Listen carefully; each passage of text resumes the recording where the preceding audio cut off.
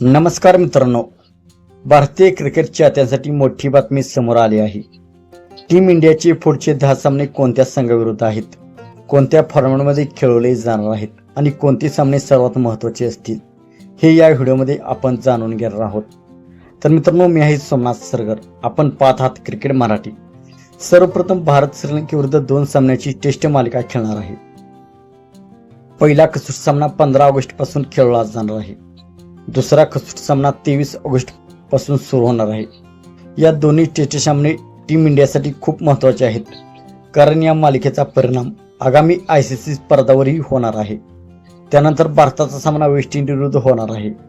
सुरुवातीला 3 वनडे सामने खेळले जाणार आहेत, त्यानंतर 5 सामन्याची T20 मालिका राहणार आहे।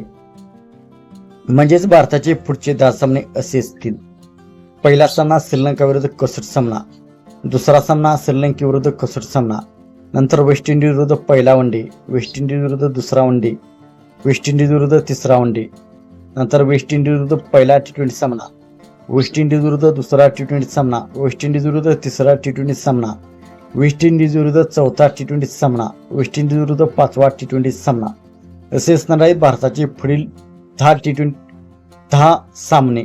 तर या मालिकेमध्ये शुभमन गिल, यशस्वी जयस्वाल, ऋषभ पंत, जसप्रीत बुमराह, मोहम्मद सिराज आणि इतर स्टार खेळाडूंवर सर्वांचे लक्ष असणार आहे।